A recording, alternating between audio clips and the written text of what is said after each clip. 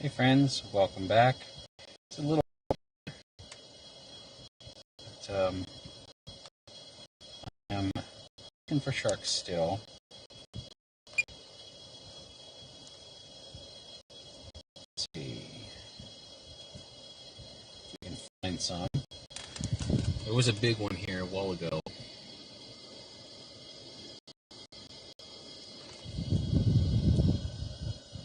This is going to be my final live of the day. Let's see if we can find a really big shark. Okay, so see, there's vortex trail there, and there's another vortex trail here, and there is a shark. Look at all those vortex trails on the left side there. Those are all vortex trails, and we have a shark right in there. Pretty cool. Let's see if I'm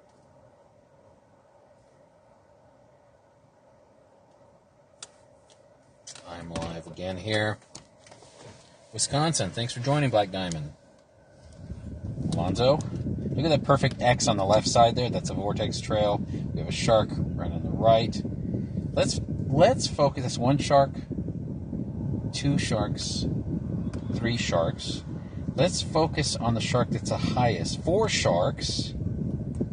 So we have 4 sharks, and it looks like the biggest one's in the middle there.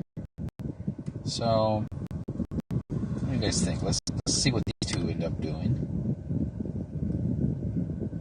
This is incredible right now. We have some nice sized white sharks right here at our doorstep. I'm in Southern California right now. I'll be in New York next month, hopefully. Still working out the details there. Huntington Beach, Seal Beach, I would say there's white sharks every single day. Hey Sharks 365, welcome back. Always good to see you here. I've got 2 sharks here cruising along. This one is this one has a scar on its head. Let's take a look at it. It's a different shark. I don't think we've seen this one today. I'm broadcasting this in 720 instead of 1080, so hopefully the lag is not as bad. Hopefully it's better.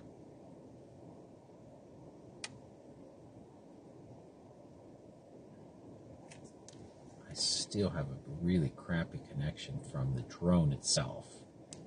So some of that lag may just actually be the drone and not the actual internet. I'm going to take a look at this shark here.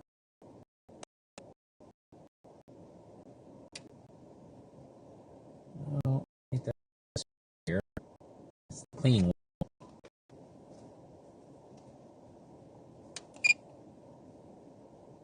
It looks bigger, but it's not huge. Where'd the other one go? We had 2 here.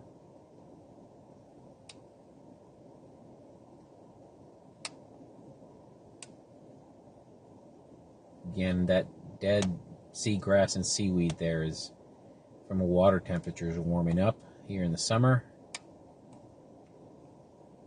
Still searching. Vortex trail here. So this shark is right on the surface as well, moving a little bit faster.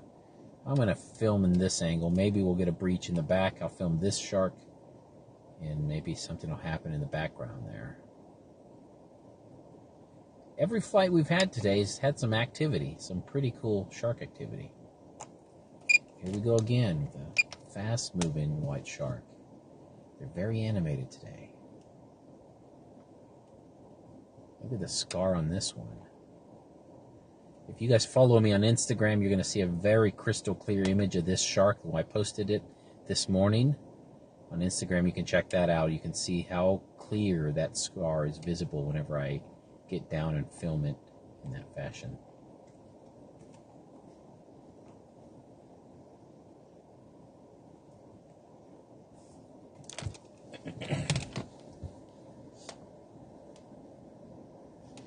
Sands of Time, I don't really think it's necessarily that they just don't attack here.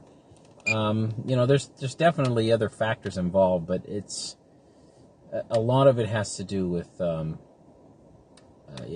example, in Australia, there's a bird right there, right in the frame, and a shark. That's kind of cool. Barely recorded that. I think in Australia, a lot of it has to do with how remote it is. So, while we do get attacks here in California, they're not as fatal. They're not making news headlines as much because they're not fatal. And, you know, in Australia, I believe some of the places where there's high attacks, I think the nearest hospital is about 3 hours away, usually, a intensive care, high-quality hospital. Whereas here in California, it's, less than 30 minutes in most places. That makes a big difference. Carlos, are you going to dive with sharks? I did. I was diving with sharks last week. You can see some of my dives on my Instagram. I'm more for everyday stuff. I'm more active on Instagram than I am on YouTube. If you want to follow my everyday travels. I did spend 8 days in the Sea of Cortez last week. I dove with white-tip reef sharks. I saw some silky sharks, sea lions. It was incredible. I am a diver now. I just recently sponsored by Mares, so expect to see a lot of underwater footage from me on this channel in the future. Look at that. Vortex Trail is beautiful. It's like a rocket.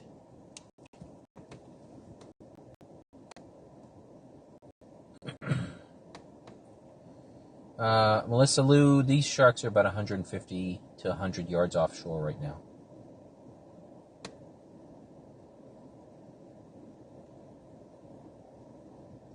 There is already a video of me diving at Tiger Beach that I released last year.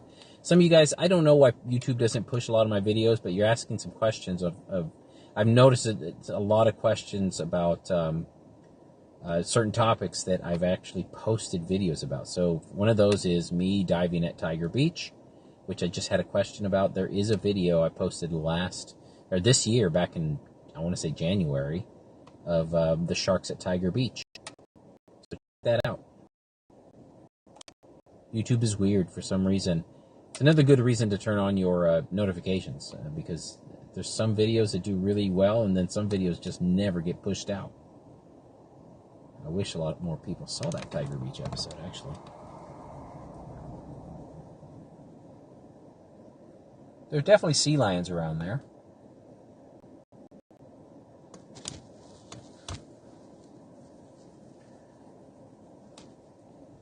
I wouldn't say the sharks are terrifying, and honestly, I would much rather be in the water with a great white shark than on the African plains with a lion. And I've been in both situations. I've been on the African plains and the Masai Mara near lions, and believe me, I would not want to be out walking in a field where there's a lion.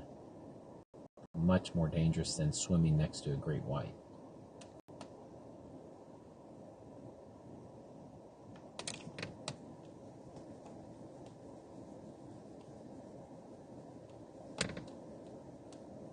Hi, Rob. I'm in Southern California right now.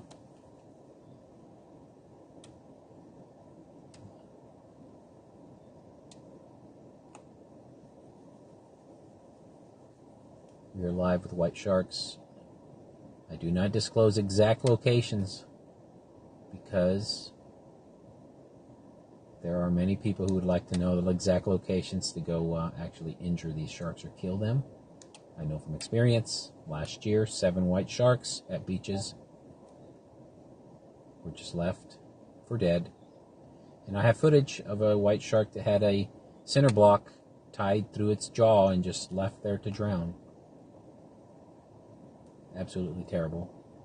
Good enough reason for me not to share where I am live.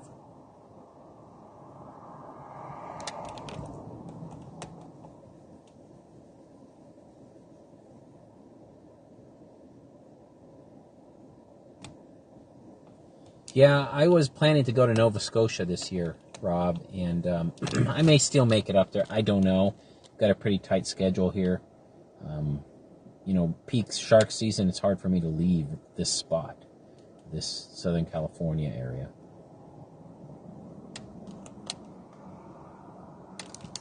Any other questions, you guys?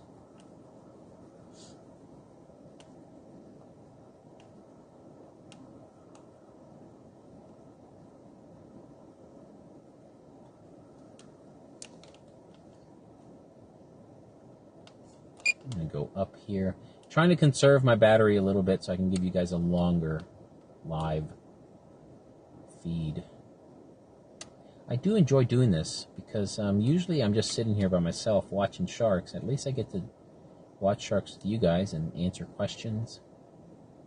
And sometimes we get surprised. Both of our feeds prior to this one had some really cool activity.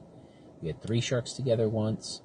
The very first feed, within the first 10 seconds, we had a white shark show its belly, which was pretty cool. That's pretty rare for a shark to show its belly. I'm going to hit record. You never know when the shark will poop. It is a sight to see.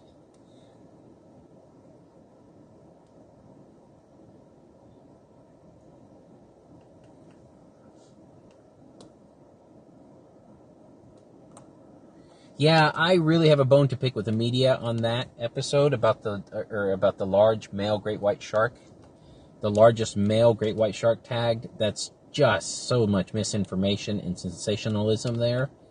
I almost thought about making just an episode dedicated to how misinformed those headlines are. OSearch, it does take a lot of headlines and grabs a lot of attention. But the media does overplay that. That is definitely not, again, the headlines of the largest shark ever tagged off Atlantic. That is definitely not the facts. In fact, I was with Dr. Greg Scomo just a couple years ago, and we tagged a 16-foot shark that was a white male. So it's very misleading to say that that's the largest male white shark ever recorded on the Atlantic coast. There are sharks much bigger than 14 feet recorded on the Atlantic coast.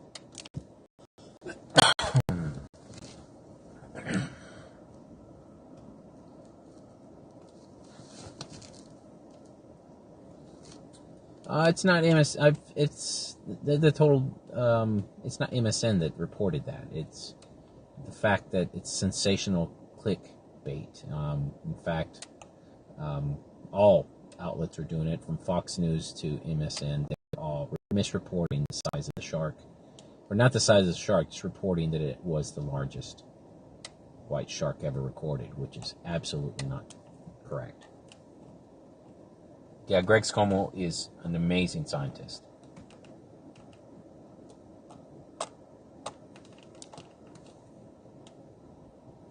Did the shark speed up, or I just lost it in the frame? Okay, I'm going to go up a little bit. This shark has been kind of boring, hasn't done anything. So let's see if we can get another shark in the frame.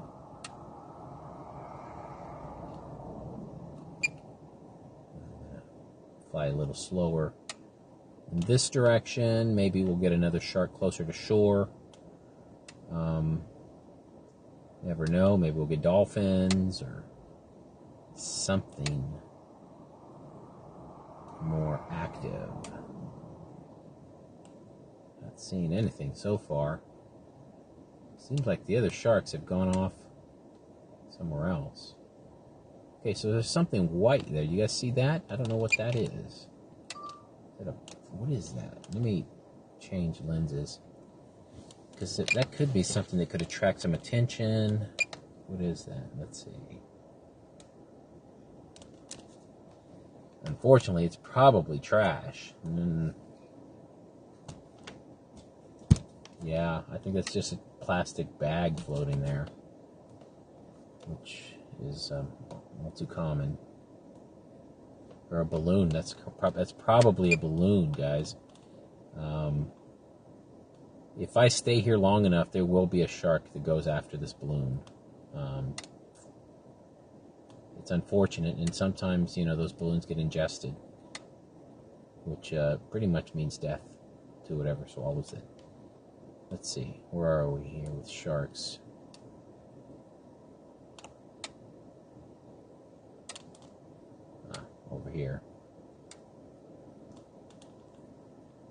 2 sharks.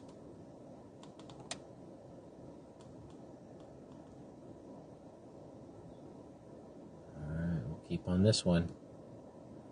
We'll give you guys a view. There's the shore.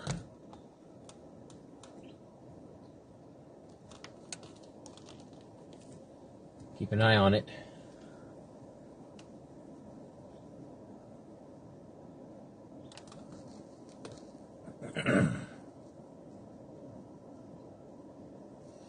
I see sharks near kayakers all the time, Brian.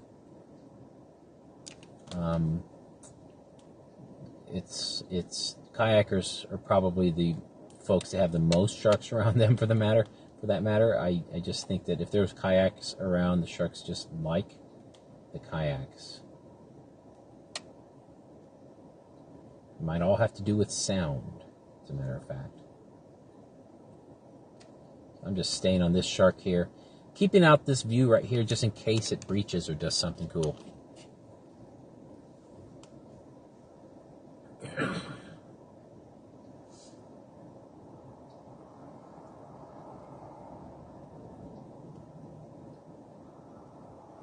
Sands of Time, if encounter a shark, how do you avoid being attacked? I imagine if the shark doesn't want to eat you, the bite can still be fatal. Yes, shark attack bites can definitely be fatal, but remember, you're in their home, so don't swim alone. Don't swim at dusk, dawn. Don't swim near a dead whale carcass or a seal colony, things like that, and you'll be just fine. It's just a numbers thing, and you're going to lower your risk of having a negative encounter or a shark attack if you don't swim and make the odds against you by going in where there's food, you know, known areas where they feed.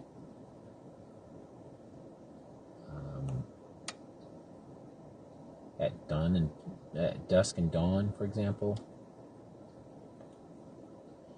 Just always keep an eye on the shark. If you do encounter one, you just keep it in front of you. If you lose sight of it, it's probably behind you.